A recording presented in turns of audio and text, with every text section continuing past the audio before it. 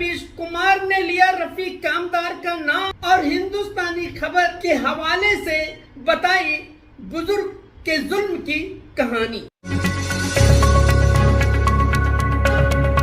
मैं सुल्तान रिजवी और आप देख रहे हैं डीडीएस टीवी न्यूज। दर्शकों, देश की जाने माने पत्रकार रवीश कुमार ने शहर के सीनियर सहाफी रफीक कामदार का नाम लिया और उनका जो चैनल है हिंदुस्तानी रिपोर्टर, उस पे जो खबर चली थी अशरफ अली मनिहार को लेकर के, जिसको ट्रेन में मारा गया, लूटपाट किया गया, उनकी आंखें तक चली गई, उसमें काफी जो है आंखों में गंभीर चोटें आई हैं और वो इस वक्त अस्पताल में हैं। ये न्यूज जो है पूरे देश में चल रही है और खासकर इस खबर को रवीश कुमार ने बड़ी प्रमुखता से अपने चैनल रवीश कुमार ऑफिशियल पर दिखाया है और हवाला दिया है हिंदुस्तानी रिपोर्टर का। यहाँ तक कि उन्होंने बाकायदा रफीक कामदार की सराहना की है और उनका नाम लिया है कि पत्रकार रफीक कामदार ने ये खबर चलाई। और उसके बाद में अशरफ अली के मामले में क्या कहा है आप सुनिए। इसके अलावा भी जो हेट स्पीच है और दूसरे भी जो ज्वलंत मुद्दे हैं उस पर रवीश कुमार ने बड़ी बेबाकी से सरकार को घेरा है और लताड़ते हुए अपने चैनल पे उन्होंने क्या कहा है, मैं पूरी न्यूज आपके समक्ष पेश करता हूं। नमस्कार, मैं रवीश कुमार। आपने कभी खाली ट्रेन देखी है? 72 साल के हाजी अशरफ अली सैयद हुसैन के लिए उस दिन ट्रेन खाली ही थी। जब खचाखच भरी ट्रेन में 24 साल का लड़का उन्हें मार रहा था। भारत की ट्रेन आराम से चलती जा रही थी, किसी को कोई परेशानी नहीं हुई। लड़के पीटने की धमकी देते रहे और ट्रेन से बाहर फेंक देने की। 24 साल के आकाश को पता था कि 72 साल के हाजी को फेंक भी देता तो बाहर का हिंदुस्तान उसे शायद हीरो बना देता। इसलिए हाजी अशरफ के लिए यह ट्रेन हमेशा खाली ही थी।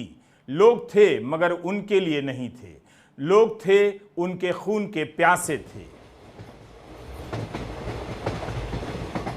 महाराष्ट्र की इस घटना के वीडियो को देखते हुए बार बार लगा कि अब ऐसी घटनाओं पर हैरानी नहीं होती है। जो इनकी सहमति में चुप रहे वे आज भी चुप हैं और जो बोलते हैं उनमें से कई थक चुके हैं। लगता है सबने चुप रहना स्वीकार कर लिया है। इसलिए हाजी अशरफ ने घर आकर किसी को नहीं बताया, बस कह दिया गिरने से चोट लगी। लेकिन जब वीडियो वायरल हुआ तो उन्हें भी अपना सच कहना पड़ गया।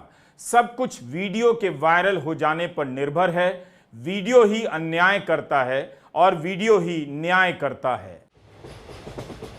हाजी अशरफ के लिए भरी हुई ट्रेन भी खाली थी, वहां उनका कोई नहीं था, इसलिए वे अपना बचाव भी नहीं करते हैं मगर मार खाते रहते हैं। किसी ने टोका भी मगर भीड़ ने टोकने वाले की बात की परवाह नहीं की। लोग चुपचाप एक बुजुर्ग का इस तरह से पीटा जाना देखते रहे।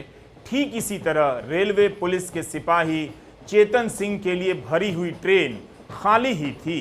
वह मुसलमानों पर गोलियां चलाने लगा, दूसरी बोगी में जाकर मुसलमान को खोजा और मार डाला। चेतन सिंह हत्यारा बन चुका है।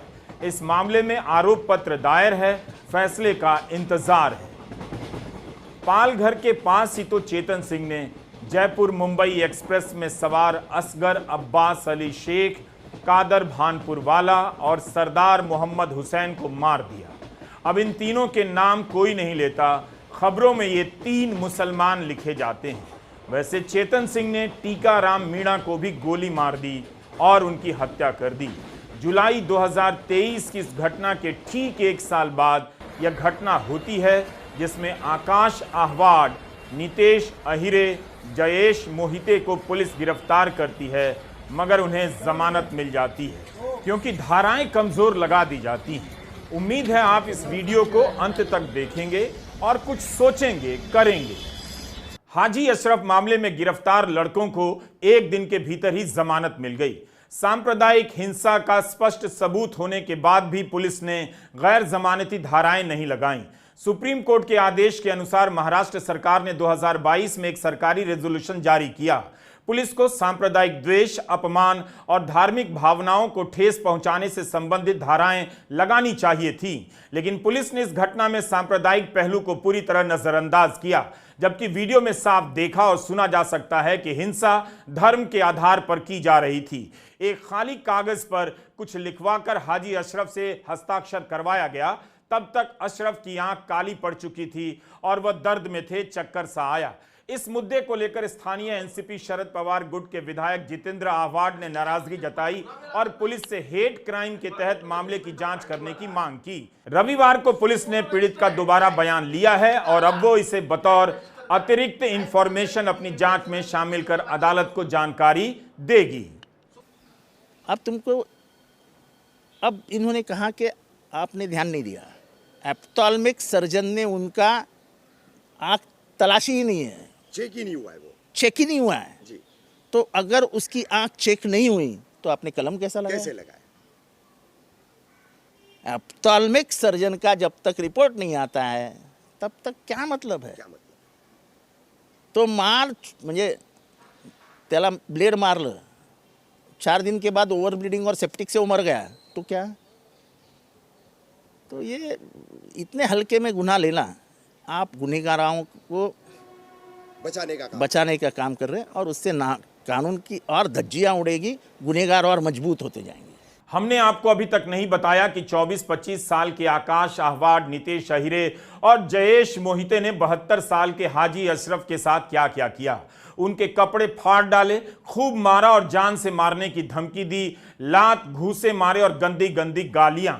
एफआईआर में लिखा है कि लगभग 1 बजे के करीब जब कल्याण स्टेशन आने वाला था, जहां पर पीड़ित को उतरना था, उस स्टेशन से आने से पहले वो अपनी सीट से नीचे उतरे और सीट के नीचे रखे अपने सामान को निकालने लगे। हिंदुस्तानी रिपोर्टर के पत्रकार रफीक कामदार से बात करते हुए पीड़ित ने बताया कि जब वो अपने बैग को निकालने लगे तब इन्हीं युवकों की नजर बैग में रखे डिब्बे पर पड़ी जिसमें मांस था। लड़कों ने बैग फाड़कर डिब्बा बाहर निकाला और बुजुर्ग पीड़ित से पूछने लगे कि इस डिब्बे में क्या है। पीड़ित ने बताया कि भैंस का मांस है, लेकिन यह युवक मानने को तैयार नहीं हुए। करीब 5-6 युवकों ने बुजुर्ग की बेरहमी से पिटाई की, आंख और गाल पर जोर से मारा, लात और घूसे मारने लगे, लगातार गंदी गालियां दी गईं। कल्याण स्टेशन उतरने वाले थे और कुछ बच्चों के साथ में बाचा-बाची हुई, नॉर्मल कुछ बोला चाली हुई। इसकी वजह से झगड़ा बता दिया। हम झगड़ा बता के नॉर्मल केस बना के मेरे को बोले यहाँ साइन करो। मैंने कुछ देखा नहीं, पढ़ा नहीं, मैंने साइन करके मैं अपनी जान छोड़ा के वहाँ से निकला। वहाँ से फिर मेरे को बोले आपकी जो बरनी है ये भी लेके जाओ और आप चले जाओ। अच्छा। वो मैं वहाँ से दूसरा ट्रेन पकड़ के कल्याण स्टेशन पे आया हूँ। कल्याण से आने के बाद में जब मेरे को एहसास हुआ कि ये बीफ की वजह से मैं इतना झगड़े में फंस गया हूँ, जबकि वो बीफ नहीं था। हाँ। भैंस का गोश्त था। तो वो होने के बाद में मेरे को कौन जाना था, तो मैं रिक्शा में बैठा। रिक्शा में बैठने के बाद में वो ब्रिज के पास खाड़ी है, बहुत बड़ी खाड़ी है, वो खाड़ी के पास से उतर के मैंने वो दोनों बर्नियाँ गोश्त की वो फेंक दी, खाड़ी में फेंक दी। अच्छा। और घर को आने के बाद में मैंने बच्चों को कुछ बताया नहीं। अच्छा। तो वो मेरा सूजन देख के करके मैंने बच्चों को मेरा समझा दिया कि मैं गिर गया था, इसकी वजह से मैंने कुछ बताया नहीं। अच्छा। बाद में मेरे को उन्होंने देखा कि भाई कैसा गिर गया, क्या गिर गया, मतलब मैंने कुछ बच्चों को बताया नहीं। उन्होंने मेरे को उठाया दवाखाने में, प्राइवेट दवाखाने में जाके लेके गए, डॉक्टर को बताया। डॉक्टर ने देखा तो उन्होंने बोला है, मैं बोला ये बच्चों का झगड़ा हो रहा था, मैं छुड़ाने के लिए गया था, इसके लिए मैंने मेरे को बुक्का वगैरह उन्होंने लग गया। मैंने डॉक्टर को ऐसा बताया था। वो होने के बाद में डॉक्टर ने मेरे को मेडिसिन वगैरह लिख के दिया और बोले बर्फ़ के पानी से आप पूरे बदन को जहाँ मार लगे ले वो सेक लो। अच्छा। वो सेकने के बाद में मैं घर पे आया और आने के बाद सो गया। मेरी जो बात थी वो सारे मीडिया पे फैल गई, सोशल इस पर सब फैल गई। तो मेरे को ये हुआ कि भाई इन्होंने मारा झोड़ा सब किया और सोशल मीडिया पे मेरे ही मोबाइल निकाल के मेरे ही मोबाइल से उन्होंने सब तरफ उसका प्रचार कर दिया, फैला दिया उसको। फैला दिया।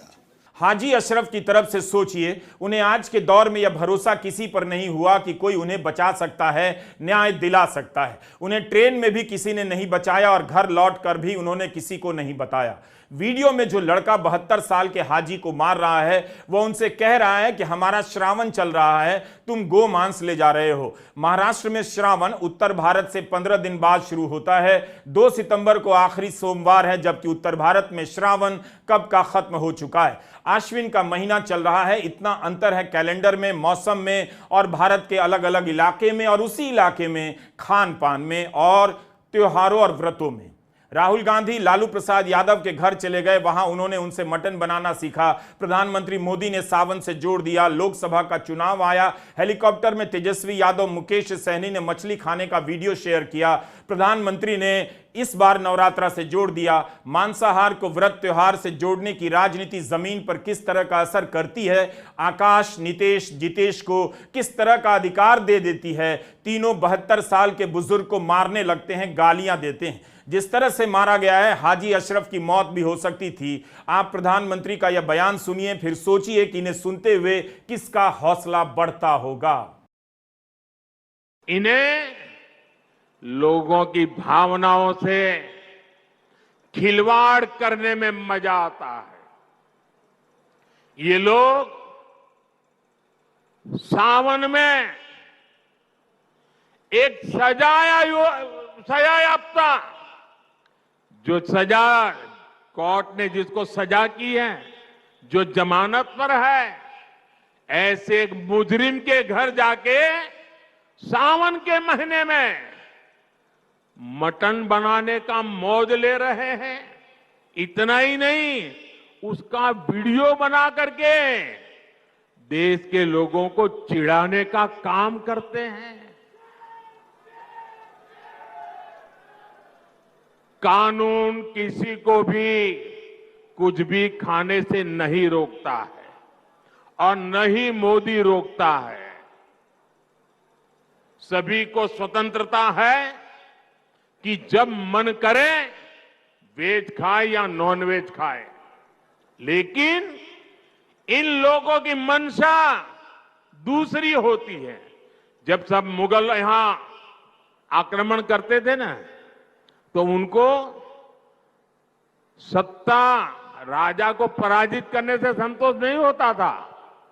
जब तक मंदिर तोड़ते नहीं थे, जब तक श्रद्धा स्थानों की कत्ल नहीं करते थे, उनको संतोष नहीं होता था। उनको उसी में मजा आता था। वैसे ही सावन के महीने में वीडियो दिखाकर वो मुगल के लोगों के जमाने की जो मानसिकता है ना, उसके द्वारा वो देश के लोगों को चिढ़ाना चाहते हैं और अपनी वोट बैंक पक्की करना चाहते हैं। ये वोट बैंक के लिए ये चिढ़ाना चाहते हैं। आप किसे चिढ़ाना चाहते हैं?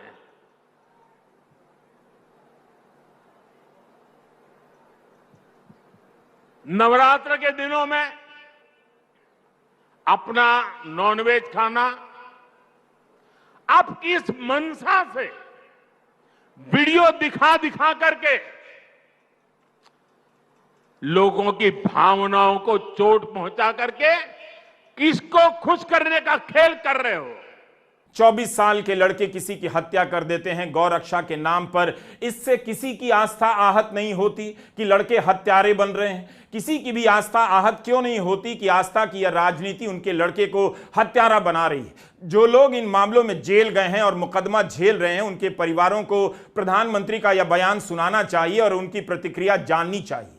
भारत में मांसाहार व्यापक रूप से प्रचलित है। हर महीने किसी न किसी हिस्से में, बल्कि उसी शहर में मांसाहार बन रहा होता है, होटलों में बिक रहा होता है। आपने सुना है कि श्रावण का महीना है और सारे 5 स्टार ने मांसाहार बंद कर दिए हैं। जिसे नहीं खाना होता है वह नहीं खाता है, लेकिन त्योहार से जोड़कर, व्रतों से जोड़कर टारगेट करने से होता यह है कि खाली बैठे अंकिलों और समाज के लड़के किसी को भी मारने का अधिकार हासिल कर लेते हैं। भारत दुनिया का सबसे अधिक भैंस मांस उत्पादन करने वाला देश है। विश्व के कुल उत्पाद में 42% उत्पादन भारत में होता है। मार्च 2024 की हिंदू बिजनेस लाइन की रिपोर्ट है। भारत सरकार के आंकड़े बताते हैं कि वर्ष 2022-23 में भारत से कुल पशु उत्पादों के निर्यात में कैरा बीफ उत्पादों का हिस्सा लगभग 79% है। भारत का 2024 भैंस मांस निर्यात 1.64 हजार टन आंका गया है, जो 2023 में 1.55 हजार टन से 5% अधिक है। जब इलेक्टोरल बॉन्ड का मामला सामने आया तब यह भी खबर आई कि बीफ निर्यात करने वाली कंपनियों ने बीजेपी को चंदा दिया। इस देश में भैंस के मांस का कारोबार हो रहा है, निर्यात हो रहा है। किसी कंपनी के पीछे आपने किसी गौ रक्षकों को देखा? क्या ये कंपनियां श्रावण में बंद हो जाती हैं? चूंकि मामला कंपनी का है और उनके चंदे पर चलने वाली पार्टियों का है, तो वहां तक इनका धार्मिक गुस्सा नहीं जाता। इनका गुस्सा फूटता है किसी बुजुर्ग और अकेले मुसलमान पर, 72 साल के हाजी अशरफ पर, और हापुड़ में 62 साल के समयदीन को मारने लग जाते हैं। भैंस का मांस बैन नहीं है, इसका निर्यात हो रहा है भारत से। बैन होता तो 1 घंटे में आस्था का रोना रोने वाली सरकार इन कंपनियों को बंद कर चुकी होती। 72 साल के हाजी अशरफ ने झूठ नहीं बोला, चाहते तो जान बचाने के लिए झूठ ही बोल देते कि कुछ और है। कानूनी रूप से बैन होता तो यह अपराध होता। मार खाने के बाद यह बुजुर्ग कितना टूट गए होंगे। अपनी बेटी के लिए लेकर जा रहे थे लेकिन डिब्बा रास्ते में फेंक दिया। एक बाप की तरह से सोचिए कि बेटी के लिए कुछ लेकर जा रहा हो और रास्ते में उसे फेंक दे। अगर आप धर्म के हिसाब से सोचना चाहते हैं तब क्यों नहीं पूछा आपने कि आम आदमी सड़क पर मारा जा रहा है, फिर ये भैंस का निर्यात बंद क्यों नहीं किया जा रहा है? जब आप भारत से मांस के निर्यात के साथ खड़े हैं तब आप हाजी अशरफ को क्यों मारते जा रहे हैं? अगर आप यह सोचते हैं कि मुसलमानों से नफरत खान पान को लेकर फैलाई जा रही है तो आप बेवकूफ हैं। कभी आबादी तो कभी शादी, अंतहीन मामला हो चुका है। पिछले ही हफ्ते इंडियन एक्सप्रेस द हिंदू ने संपादकीय लिखा है और असम के मुख्यमंत्री हिमंता बिस्वा शर्मा ने संवैधानिक शपथ ली है। उन्हें बात बात में मुसलमान को टारगेट करने से बचना चाहिए, ऐसा चेताया है अपने संपादकीय में। व्हाट्सएप अंकिलों और राजनेताओं ने जो जहर फैलाया है उनकी मेहनत अब सफल हो रही है। धर्म की राजनीति ने कैसे आपके बच्चों में हत्यारा बनने की संभावना पैदा कर दी है। अब तो देखिए, यह जो दिन रात ललकारा जाता है खाने पीने के नाम पर, शादी ब्याह के नाम पर और धर्म के नाम पर, उस आग में किसी नेता का बच्चा नहीं जल रहा। आपके बच्चे कूद रहे हैं और भीड़ बनकर किसी को मारते हैं और किसी को मार ही डालते हैं। ठीक से इन नामों को पढ़ लीजिएगा। 4 लोगों की हत्या के आरोप में सिपाही चेतन सिंह जेल में है, लेकिन हाजी अशरफ के मामले में आकाश आभाड़, नितेश अहिरे, जयेश मोहिते के खिलाफ मुकदमा हो चुका है। ये लोग पुलिस भर्ती की परीक्षा देने के लिए मुंबई जा रहे थे, लेकिन रास्ते में इन्होंने गुंडों का काम कर दिया। अगर ये पुलिस में भर्ती हो जाते तो सांप्रदायिक जहर के साथ क्या किसी का न्याय करते? पहले से ही पुलिस बल का एक हिस्सा सांप्रदायिकता की चपेट में है। भारतीय पुलिस का एंटी मुस्लिम पूर्वाग्रह कोई छिपी हुई बात नहीं है। इसी तरह हरियाणा के चरखी दादरी में 7 लोगों को गिरफ्तार किया गया है। 2 नाबालिग हैं, बाकियों के नाम है अभिषेक, मोहित, रविंदर, कमलजीत और साहिल। ये सब गिरफ्तार हैं। दोनों नाबालिगों के नाम हम नहीं बता सकते। हरियाणा में गौ मांस के शक होने पर सबीर और असीरुद्दीन को बाढ़रा में एक दुकान पर झांसा देकर बुलाया गया और सोहित, मोहित, रविंदर, कमलजीत ने साबिर की हत्या कर दी, यानी हत्या के मामले में मुकदमा दर्ज हो गया है। आप इस सूची में राकेश, हरिओम, युधिष्ठिर, रिंकू, करणपाल, मनीष, ललित, सोनू, कप्तान और मांगे राम को भी जोड़ते चलिए। इसी साल मार्च में इन्हें गौ हत्या के नाम पर कासिम की हत्या करने के आरोप में उम्र कैद की सजा सुनाई गई है। घटना 2018 जून की थी और हापुड़ में घटी थी, जब गौ तस्करी के आरोप में समयदीन और कासिम को इस भीड़ ने पीट डाला। समयदीन बच गए, कासिम मर गया। अब इस मामले में 10 लोग आजीवन जेल में रहेंगे। किनके घरों के लड़के गुंडे और हत्यारे बनाए जा रहे हैं यह देख लीजिए। ठीक से देखिए वोट किसे मिल रहा है और किनके घरों के लड़के को जेल। चेतन सिंह ने भी चलती ट्रेन में 4 लोगों को गोली मारने से पहले सांप्रदायिक बातें की थी, जो उसी भाषा से प्रेरित थी जिसे 2014 के बाद से सामाजिक और राजनीतिक रूप से मान्यता दी गई।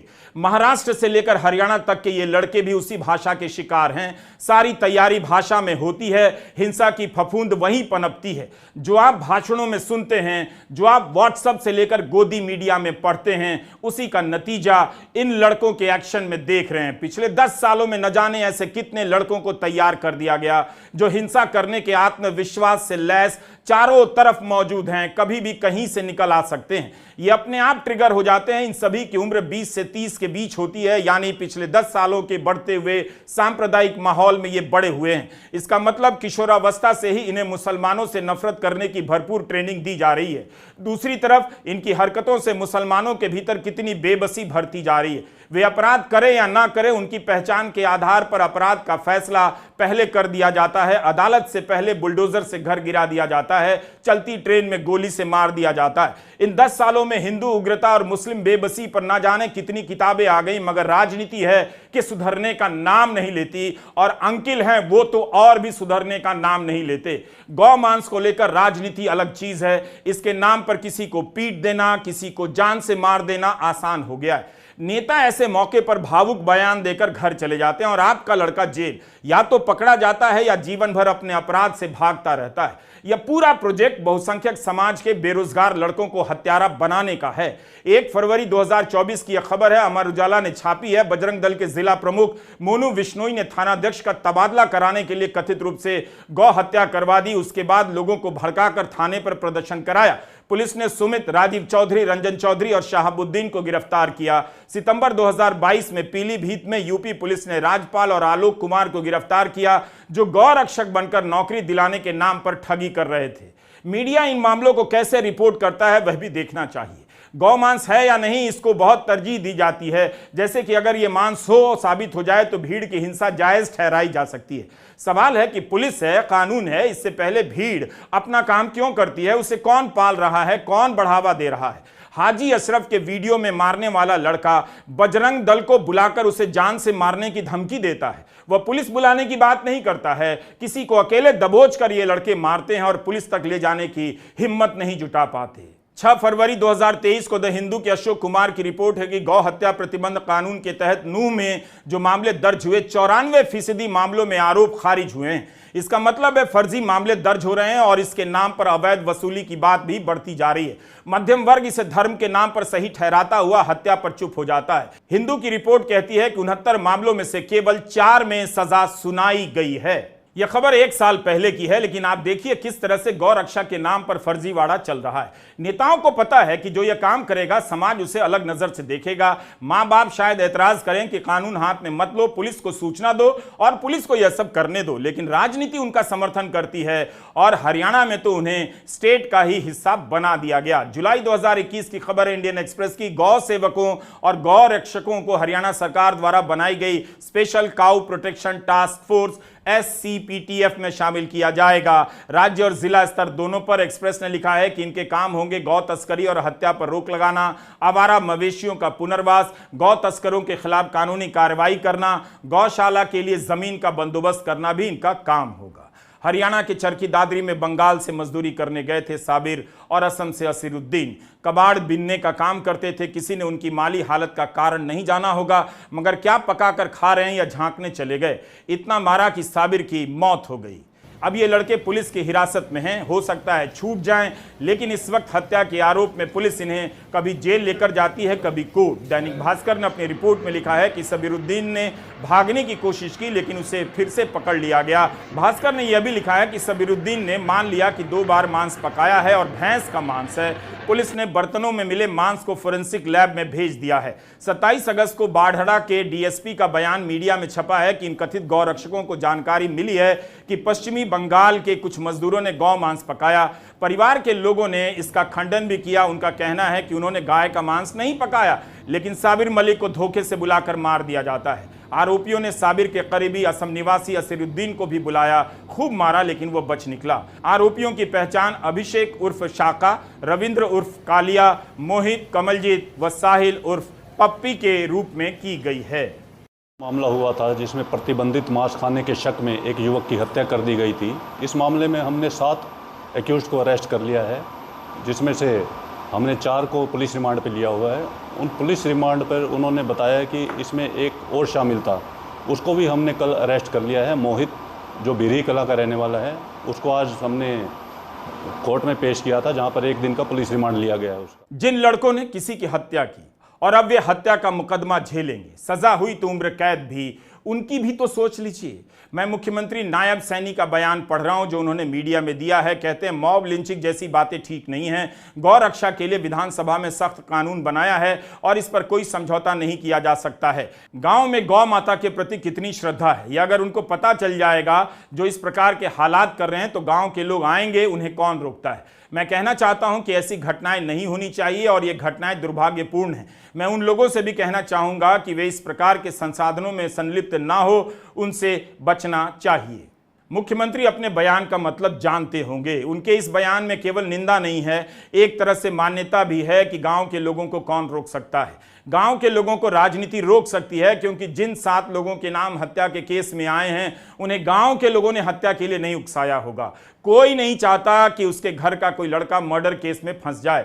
अफसोस कि विपक्ष की राजनीति खाना पूर्ति करती है, ट्विटर पर लिखकर चली जाती है। उसे जनता के बीच जाना चाहिए और इसे लेकर आमने सामने बात करनी चाहिए। इस तरह से समाज में नफरत के इस जहर को नहीं छोड़ा जा सकता है। राहुल गांधी का यह ट्वीट देखने में अच्छा लग सकता है कि नफरत को राजनीतिक हथियार बनाकर सत्ता की सीढ़ी चढ़ने वाले देश भर में लगातार भय का राज स्थापित करते रहें। भीड़ की शक्ल में छिपे हुए नफरती तत्व कानून के राज को चुनौती देते हुए खुलेआम हिंसा फैला रहे हैं। भाजपा सरकार से इन उपद्रवियों को खुली छूट मिली हुई है, इसलिए उनमें ऐसा कर पाने का साहस पैदा हो गया है। अल्पसंख्यकों खासकर मुसलमानों पर लगातार हमले जारी हैं और सरकारी तंत्र मूक दर्शक बना देख रहा है। ऐसे अराजक तत्वों के खिलाफ सख्त से सख्त कार्रवाई कर कानून का इकबाल कायम किया जाना चाहिए। भारत की सांप्रदायिक एकता और भारतवासियों के अधिकारों पर किसी भी तरह का हमला संविधान पर हमला है, जो हम बिल्कुल भी बर्दाश्त नहीं करेंगे। भाजपा कितनी भी कोशिश कर ले, नफरत के खिलाफ भारत जोड़ने की ऐसी ऐतिहासिक लड़ाई को हम हर हाल में जीतेंगे। सवाल है नफरत के खिलाफ यह लड़ाई कहां हो रही है? इस नफरत पर कहां नेता खुलकर साफ साफ बात कर रहे हैं, रैलियों में जाकर बोल रहे हैं, लोगों को समझा रहे हैं? AIMIM के प्रमुख और सांसद असदुद्दीन ओवैसी ने ट्वीट किया है कि भीड़ में हिंसा करने की इतनी हिम्मत इसलिए है क्योंकि बीजेपी की सरकार इनका आंतरिक समर्थन करती है। अगर हरियाणा की बीजेपी हुकूमत जुनैद और नासिर के कातिलों को गिरफ्तार कर लेती तो शायद आज साबिर के कातिलों को इतनी हिम्मत नहीं मिलती।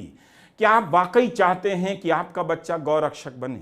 गायों की हालत कितनी दयनीय है, उनके लिए बेशक बहुत कुछ किया जाना चाहिए।